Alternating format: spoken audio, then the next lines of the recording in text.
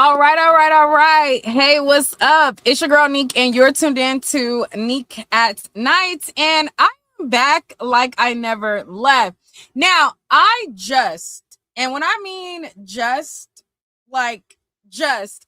got done reacting to Tristan talking about Nolan's parents, throwing them under the bus.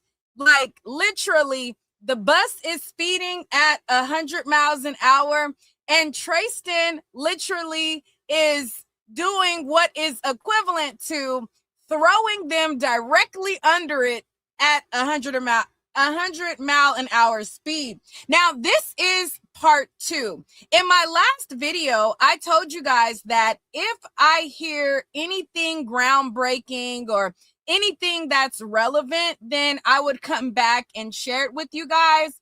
In my last video, I talked about how Officer Batum was not getting to the meat and potatoes and not asking him, who'd you get into a fight with? What is it about? What was going on? And I cut the reaction off early. Well, after I ended my stream, like literally right after I ended my stream, somebody said that a couple minutes after that point, he revealed why he was the one to get into it on the island. Now, if you guys have not been following this story, there was a video that was going viral, and people thought that in the video it was Nolan. So there's this video of them, and there's ruckus going on, and somebody's arguing. Nolan's mother and father, they thought that it was him saying, "Give me my phone." Well, Tristan, he came forward and he did an interview, and he said that that was him saying, "Let me off this boat," right?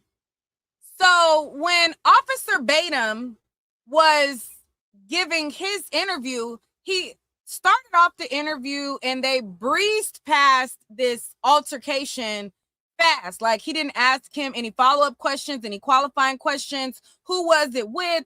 And I'm just like, dude, this is BS. Like, you're not even going to ask the questions that need asked.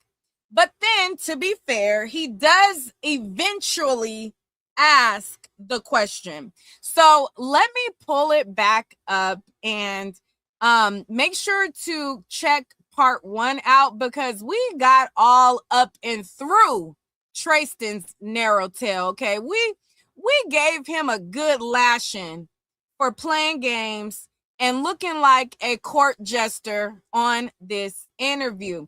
But to be fair, I did say that we want to hear why he got into an altercation. So I definitely need to play that part if that part is said. So I'm going to pick up where I left off.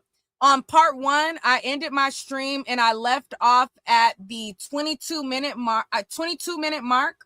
So I'm going to start at that area and we are going to resume. All right, let me take this off and let me pull the interview up.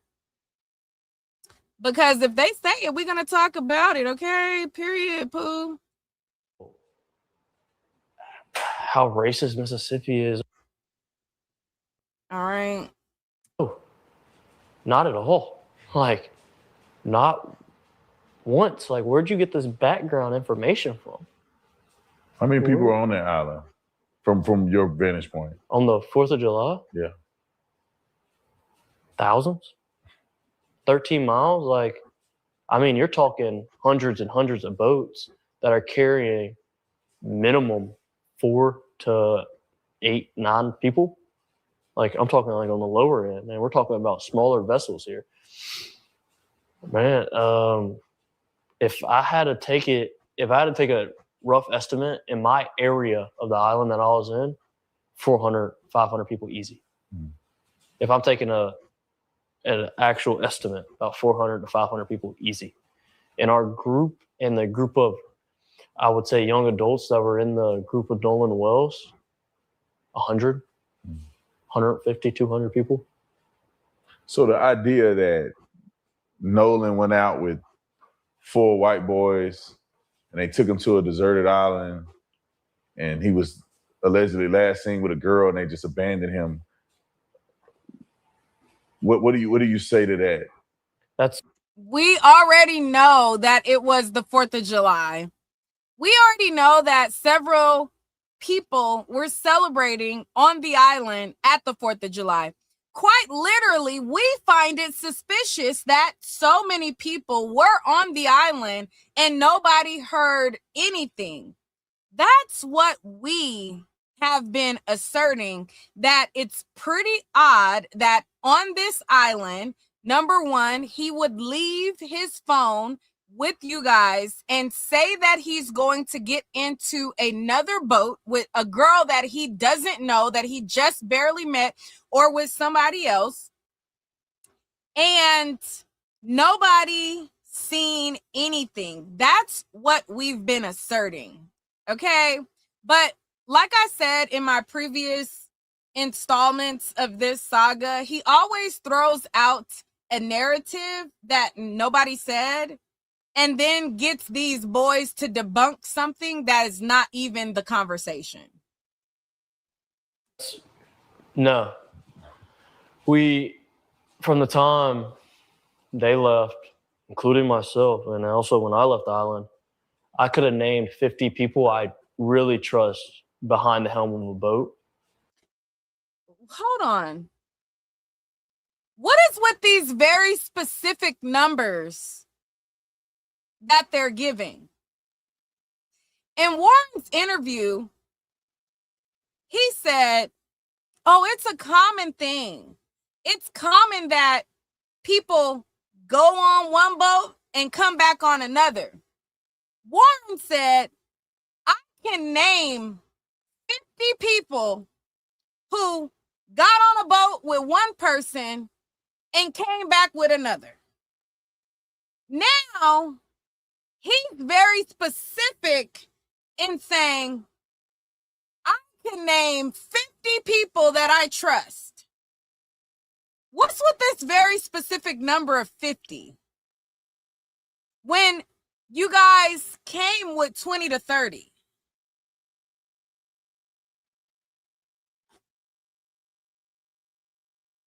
Let me go to let me go to the other interview where he said, I can name 50 people that go on one boat with one person and come back with a whole nother person.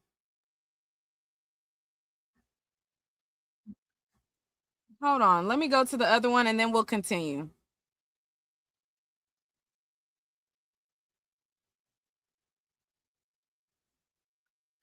One second. Hold on.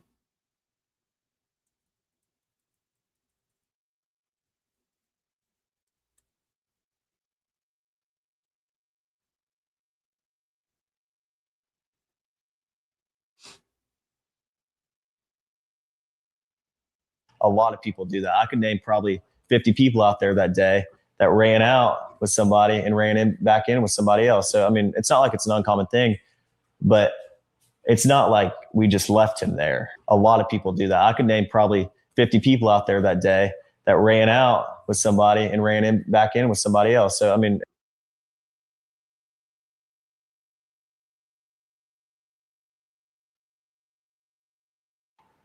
What do you say to that?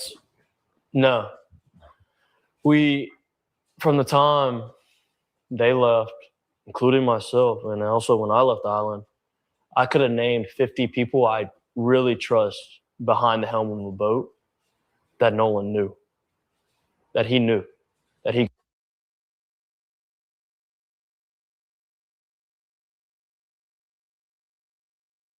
A lot of people do that. I could name probably 50 people out there that day that ran out with somebody and ran back in with somebody else. So, I mean, it's not like it's an uncommon thing, but it's not like we just left him there or my friends just left him there.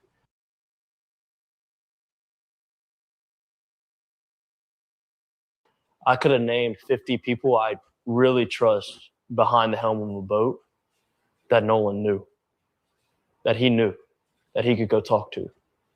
Even if You don't find that suspicious? Hold on. We need the Dr. Umar soundbite. Hold on, wait. We need the Dr. Umar. Hold on. Dr. Umar, you don't find that suspicious?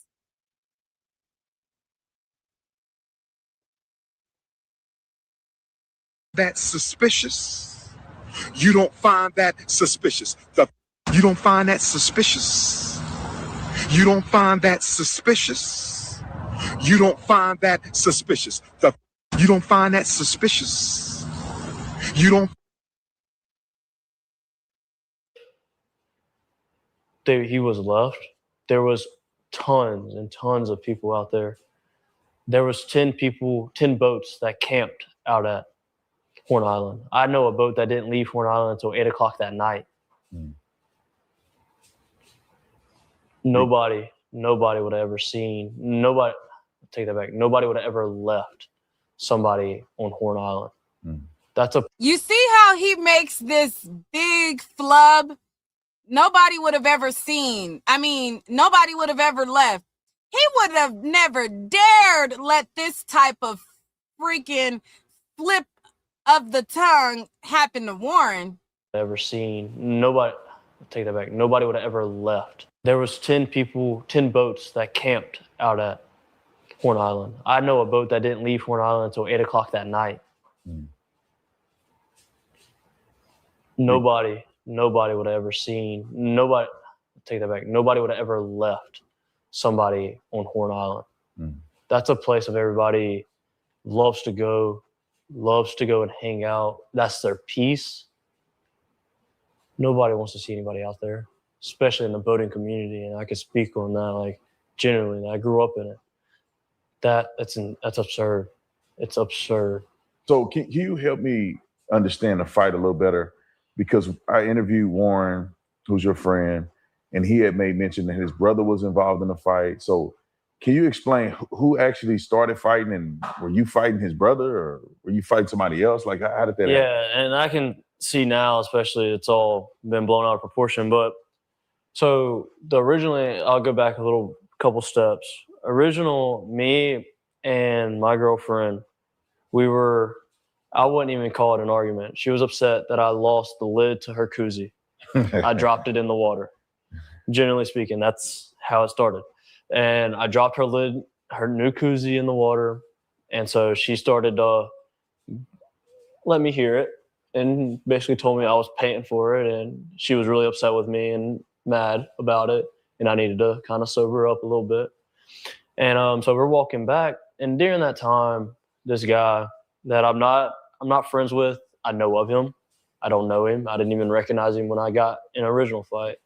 He had butted himself into my conversation and basically was telling me how I needed to handle or address the situation with my girlfriend. And man, we weren't even yelling at each other. We weren't arguing. It was more along the lines of, I literally told her, I was like, man, I just want a beer. And she was like, well, go get one, blah, blah, blah. Well, when I said that, she more underage drinking that we hear about. And then we also see somebody handling a girl and another person interjecting and butting in. Could this same person have not liked Nolan's handling of a girl? And is his girlfriend black or is she white? Being that he said that he's only around white people, I'm going to assume that his girlfriend is white. So to have this person that's interjecting and butting in his business, could there be a person that butted in to the situation with Nolan and Katie?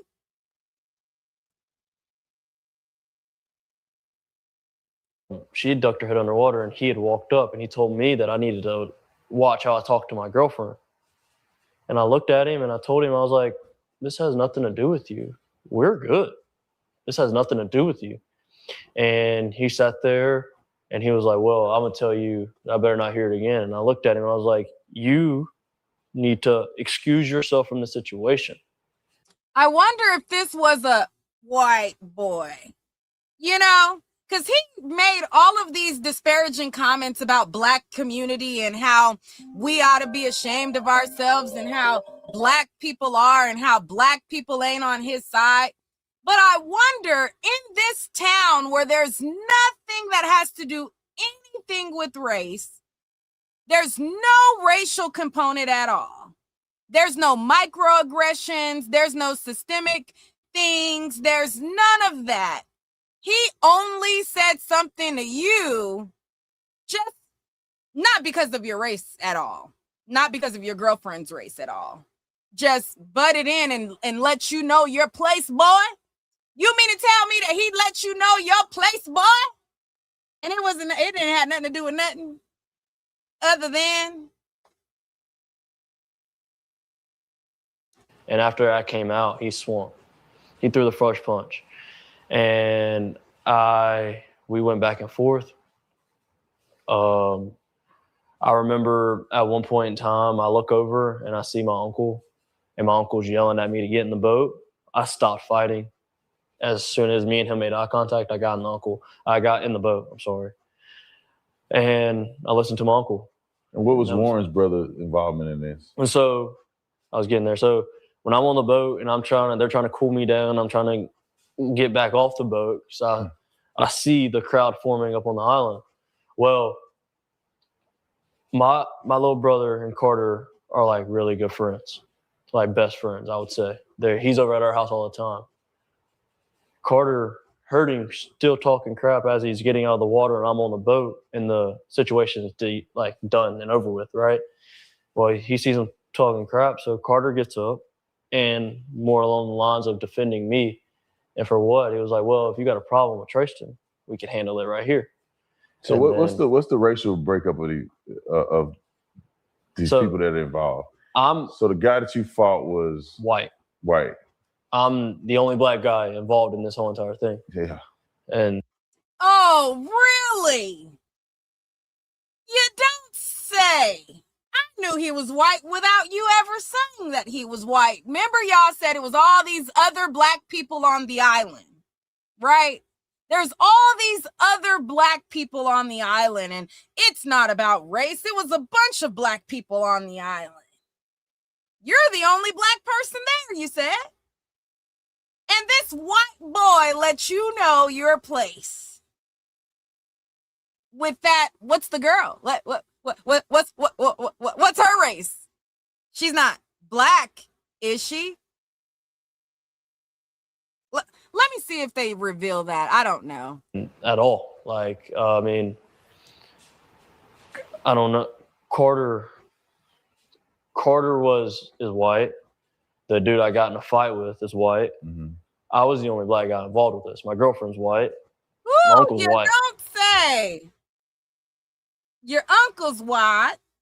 Your girlfriend's white. The person you got into it with is white.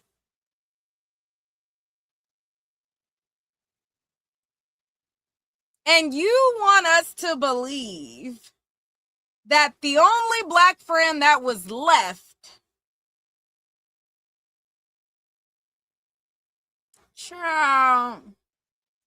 there was no other Black guy involved. And I know Ben Crump tried to run with a story saying that was Nolan.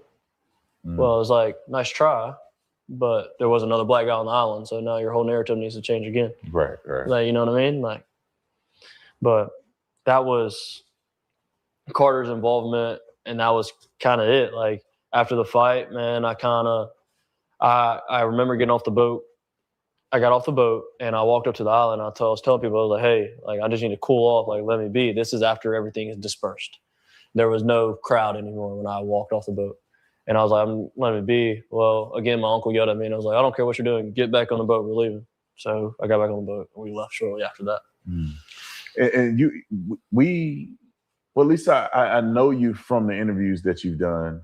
Some of the other boys haven't spoken out at all. Yeah. You've had a chance to use your voice to put the truth out there. You made You did an interview with, I think, ABC, and you also did an interview with the Rolling Stones. That was my first interview, yeah, with Rolling Stone. The first interview was Rolling Stones, then ABC? And then ABC, yes. Now, from what you told me before this interview is that the Rolling Stones gave you a very fair interview. It seemed like the young lady who interviewed you articulated very clearly what you told her with no fluff, no nothing added. And she cared. She really did care. And she made sure that what she was telling was the complete truth behind everything with me, with my uncle, and then also fact checking on her side as being in media.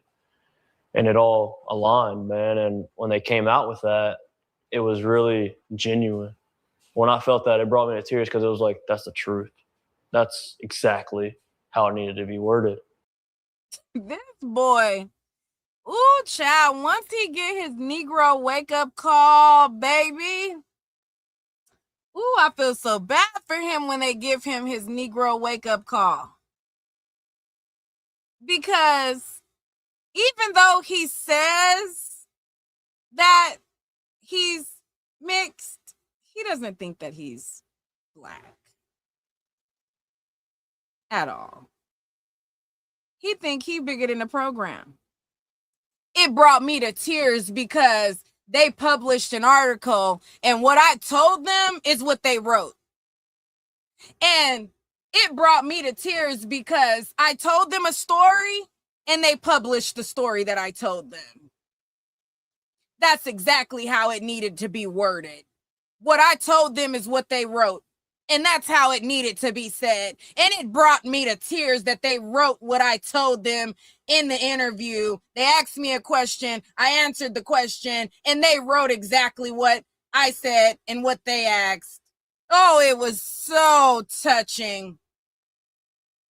Shut your up. And I appreciated her. I appreciated her a lot. And we took her out to Horn Island this morning to do another little bit. But she's done well, and that's the truth. Her story is nothing but the truth. Now, she doesn't have a story other than what you told her. She published what you told her. You told her a story and she wrote it down. ABC, on the other hand, did they treat you fairly, or how did that go? So I don't want to say they treated me unfairly. The quotes that he used in the article, he did ask me for my permission on it. And I gave it to him to an extent. I changed up some stuff and that he initially didn't change when he came out with it. And then the voice recording, that's really what gets me, because that's what the main people are listening to, right? They're not going in and reading in depth in the article and really seeing everything. They're just going off about what's on TV, because people don't like to read these days. But how they made that and cut a lot of my voice sounded horrible. Sounded bad. I didn't like it.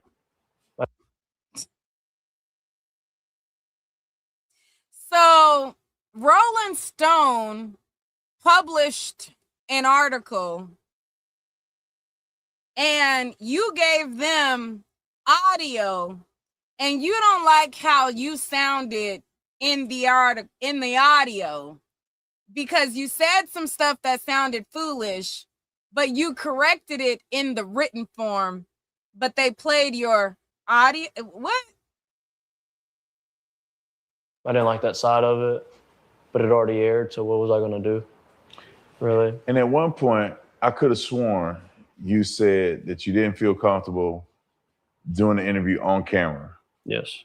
And did you do that because you didn't want to be visibly promoted on television, or what? How did that? So the side of that, and I didn't want to be on camera for two main reasons. I never wanted to do an interview and get famous.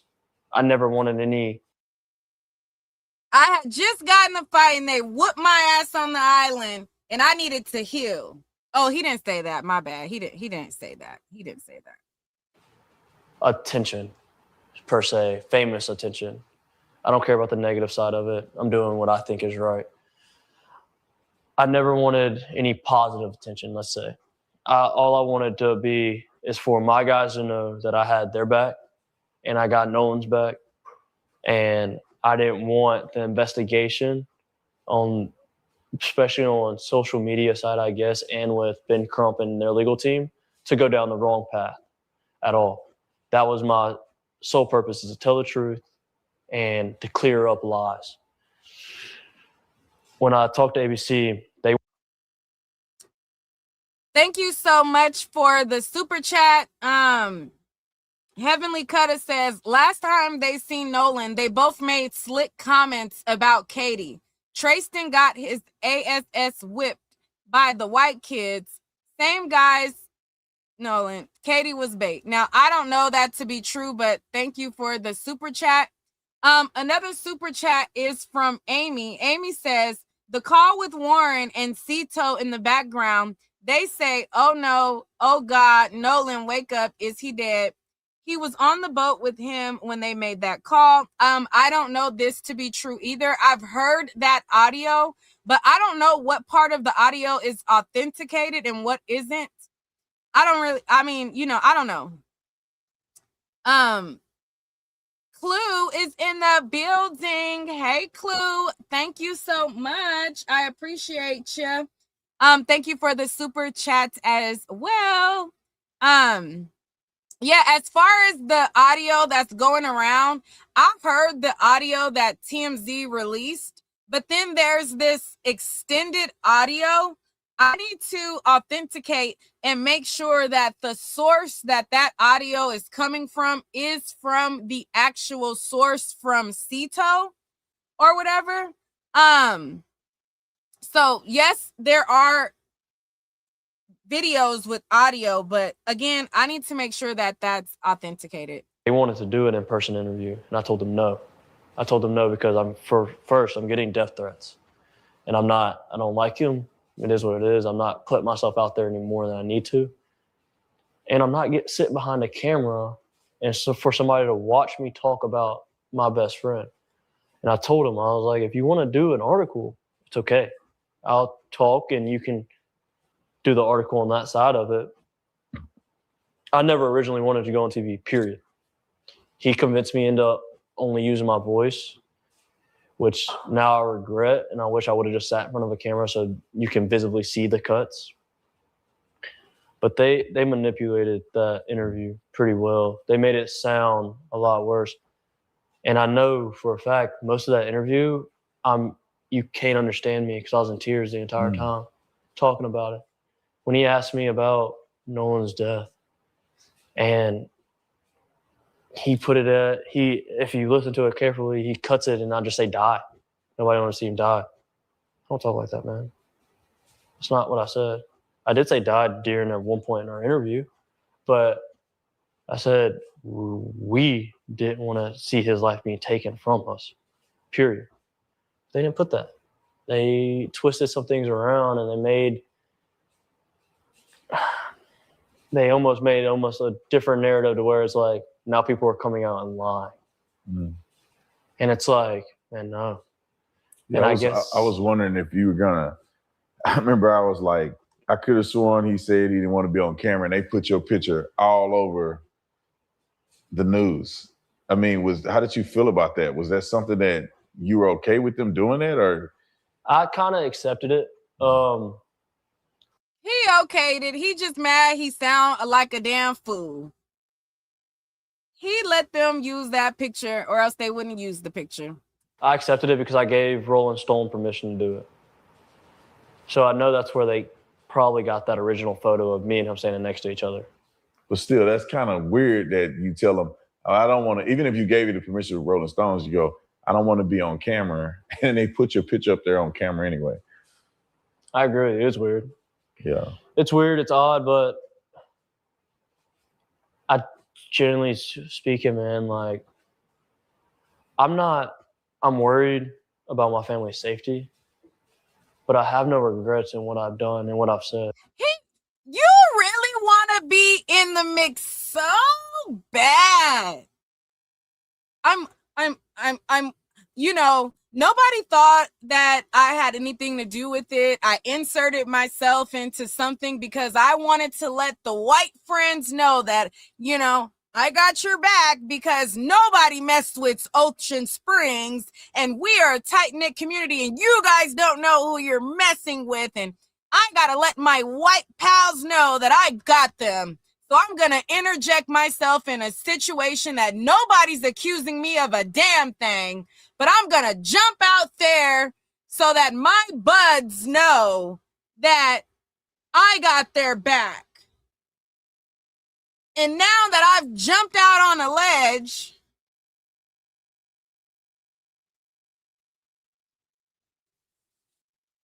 now we got to shape it like I'm in fear for my life now. Shout. Not one. I sleep better at night now that I've spoken up and I felt like I've done my part of the good and I'm willing to help any other time if anything else pops up that I can't help with. And I genuinely just want the truth to be heard about it all. And it kills me and it breaks my heart that my best friends are going through this. Like, this is at home. This isn't something I'm just watching through a screen, listening to you talk about it or listening to somebody else talk about it. I'm living this. I'm getting the calls from my buddies crying, asking me how I'm not scared out of my mind. How am I okay dealing with all this? So, Oh. Ooh. Oh, child. one thing that kind of stood out to me, there was a big contradiction on television, was you said in your interview that you were really, really good friends with Nolan, his best friend. Nolan's mother said on television that as if she don't even know you and she don't know who you are, and you're definitely not, at least is what she alluded to, you're definitely not his best friend. So what's the truth in that? And how did that affect you? How did that make you feel? So she originally touched and she said that we weren't childhood best friends. And she's not wrong. She's not wrong. I moved to Ocean Springs in 9th grade. I met Nolan in 9th grade, as I've stated in my Rolling Stone interview. Nolan was my best friend, though. She can believe it or not, that was my best friend. No, me and her never had a sit-down, in-depth conversation like me and you're having now. It was always, hey, how are you doing?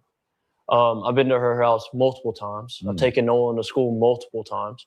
I've left my vehicle at her house multiple times, even including the new vehicle I just got. Has gotten left at her house for 2 days. And I just got it. I haven't even had it for 4 months. My vehicle before that stayed at her house for almost a week. Me and her son went on trips together. We went to Florida for spring break together. You don't know me? I'm in all these homecoming and prom photos as our whole friend group. Me and Nolan are standing next to each other. You don't know me. Just because you in a picture with him at school don't mean she know you. And just because you dropped your car off outside don't mean she know you. She's working in the medical field. She's a nurse or some type of medical doctor, nurse, doctor, something, one of those, which typically they work long hours. Just because you dropped your car off at the house doesn't mean that she knows you. You just said that you guys never had a one-on-one conversation and it was just a hi and bye like that. Like, she doesn't know you. She don't know you.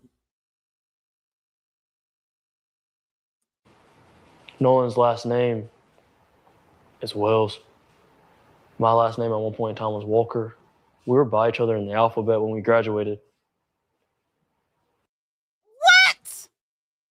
Wells and Walker, and we was in the alphabet when we graduated, and what? So because they called Wells, or because they called Walker and you walk first, and then they called Wells and Wells walk. So because you walked in front of the stage, and then Nolan walked in the W's after you, that's proof that she what?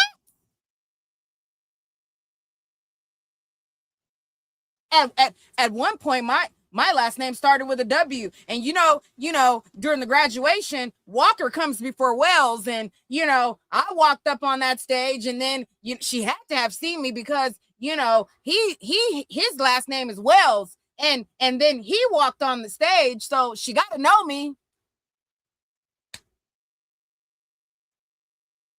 Boy, you know how many kids is in my daughter's class?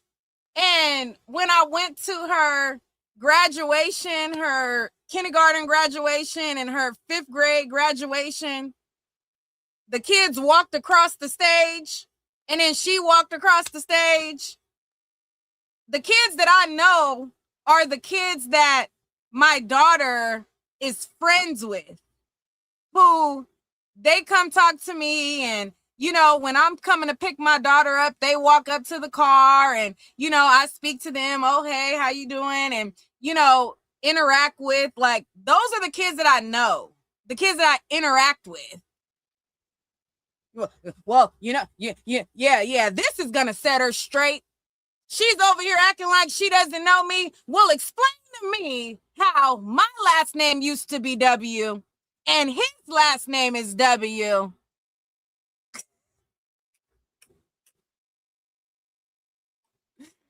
Like, boy, that ought to get him. Shut up. Man, that's mind-boggling. It's insane. Me and Nolans have multiple classes together. Me and Nolan has always stayed tight. Nolan has always known that he could call me whatever. And the way that school works is you're going to have multiple classes with multiple people. Like, if I'm in school and I'm in accelerated learning or, you know, the AP classes, I'm going to have multiple classes with the accelerated learners. If I have the basic entry classes, I'm going to have the same classes with all the other kids that have the basic entry classes. The people who are in the GATE program are going to all have the same classes. That doesn't mean that you guys are all friends. There's several people that I went to high school with that I had a bunch of classes with, and we're not friends. We just took the same courses, but that doesn't make us friends.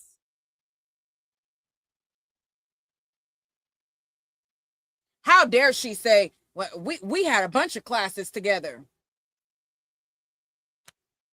You know how many people that I had classes with that my mama don't know who the hell they are? Because they were not my friends.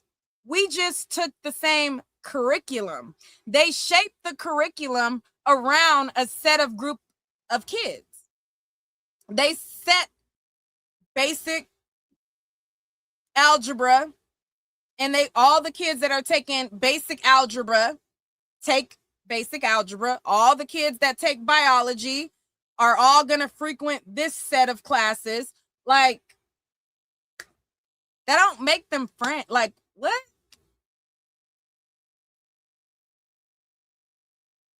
He was over there popping it like mic drop. And like I've mentioned, like, I got a new phone number 2 months ago. Nolan was the only friend that had my phone number out of the friend group, and I still call them my best friends. That sounds very best friend of you.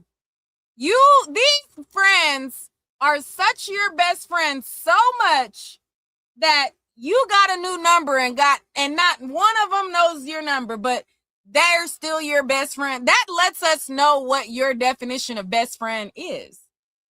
It's just a word that you're throwing out there. There is in no way, shape, or form that I have a best friend and I change my number and my best friend doesn't have my number. If I change my number and you don't have my number, that means I don't really fuck with you like that. I know you. It ain't no beef. We ain't enemies, but I don't really fuck with you like that. That's not a best friend. So that lets me know that your mentality is you've been coached to say and throw around a word that does not have the equivalence of what it's actually supposed to mean. Oh, with that friend group, I changed. Nolan's the only one who had my number, but none of the other ones even had my number, but we're all best friends. Shut up. You're just saying shit that they told you to say, and it don't even make sense. If a person that I call my best friend don't got my number, they ain't my damn best friend. And there's demotions, all right? You could get DP'd as a friend.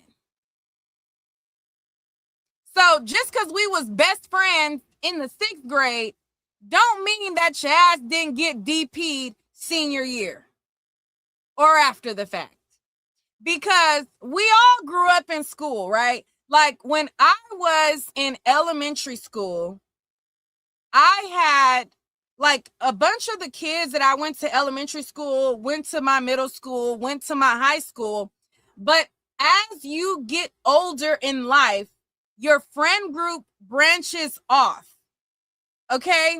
And as your friend group branches off, you develop different personalities. You cling to different people. Like y'all all are cool, but you're not best friends the way you were in elementary school, or, you know what I mean? Like you're not enemies, but I have people who, when I was in the 4th grade, I was on the drill team and we were, we would go outside, we would play, we would jump rope, we would do double dutch, we would play.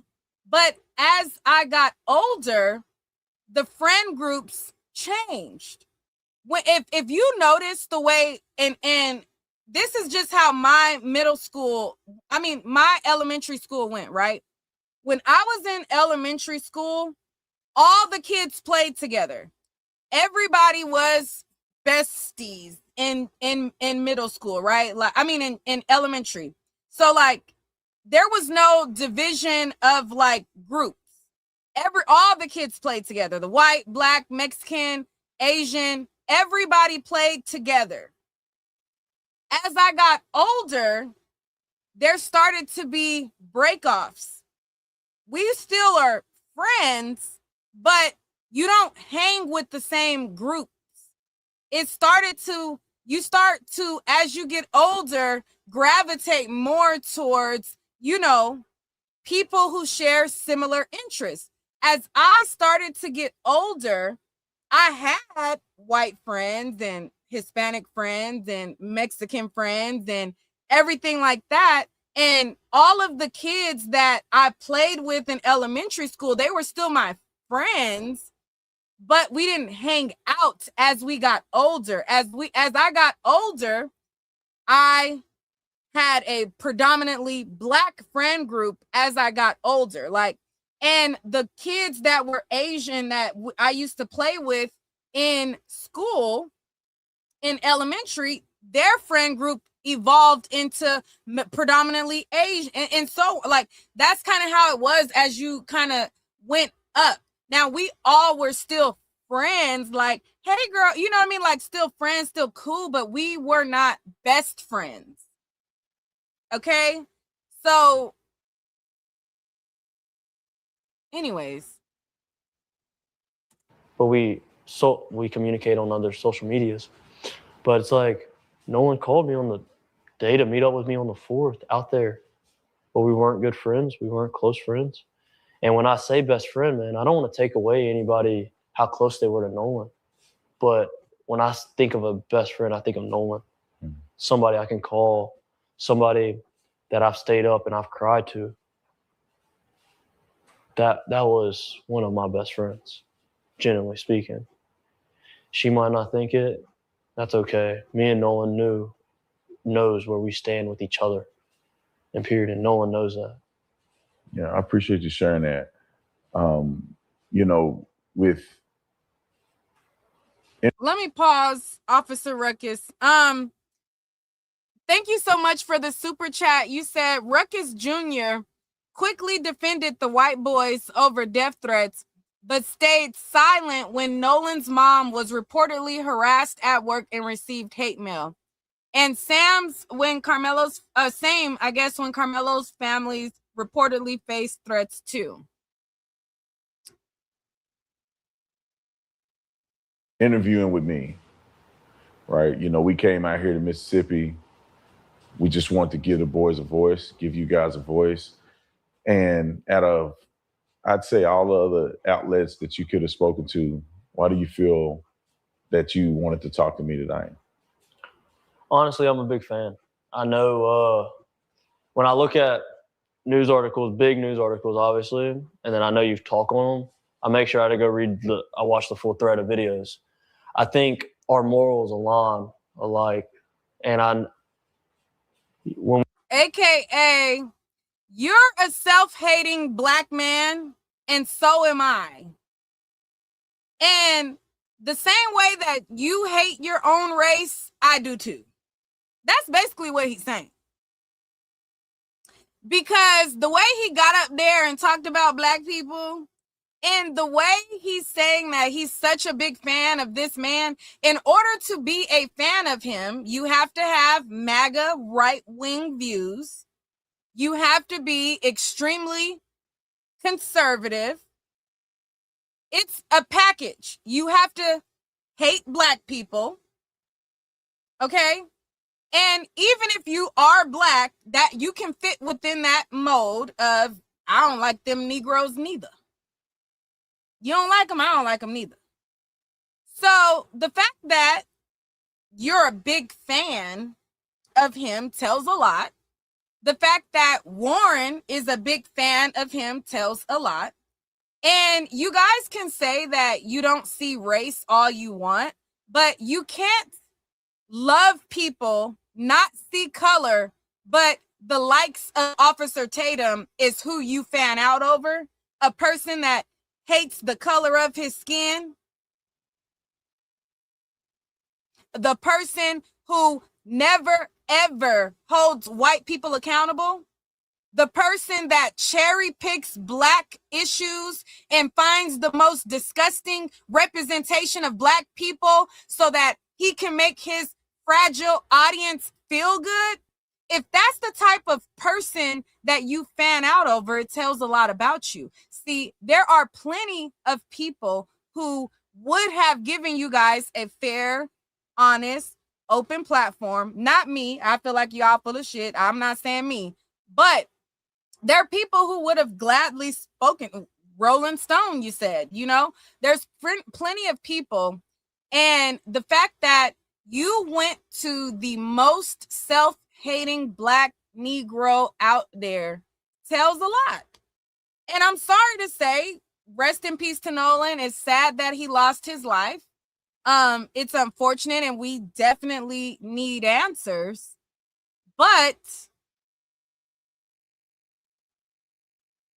his friends, their thinking says a lot about him as well.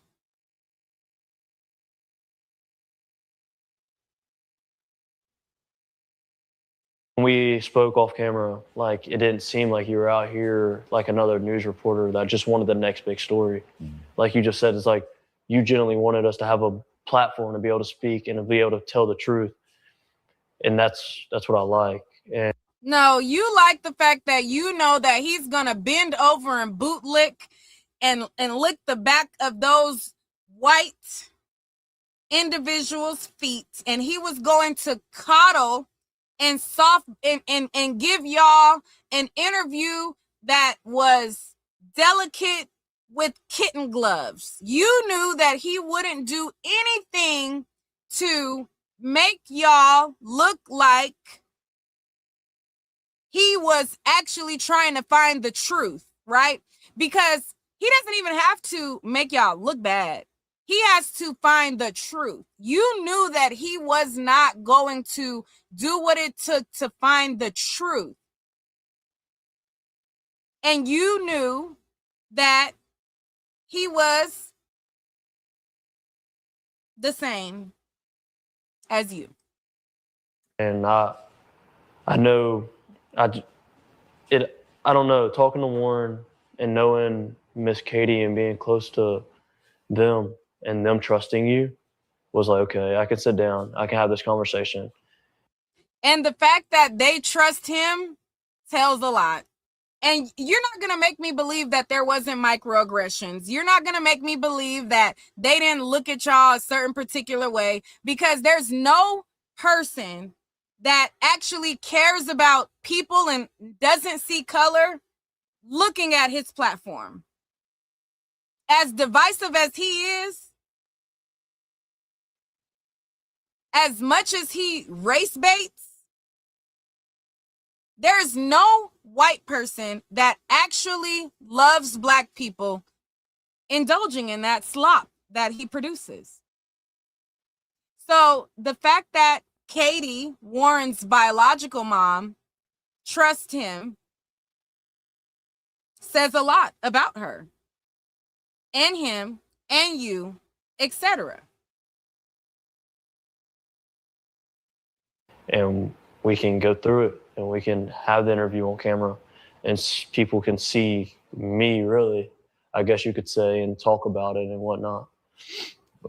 Well, next time you decide to come on camera, come with clean jeans, because you look dirty and you look like you just, I don't know if you was in dirt, digging up dirt, throwing dirt on you, having a dirt bath, or if this is the style, but you look a mess. You look a mess. You look a damn mess. Next time, get it together, okay? Because you look a damn mess. So anyways, that's that interview. There is 5 minutes left on the interview. This is part 2. If you guys did not see part 1, definitely go and make sure to catch part 1. On part 1, he's going in on Nolan Wells' parents. He's basically talking about how much he don't F with the Black people, and that it's actually the white people that got his back and all of that. That's all on part 1. This is part 2, so I will definitely keep y'all updated if I find anything else that is of relevance. And if there's a story that y'all want me to cover, let me know. I'll check y'all out on the next one.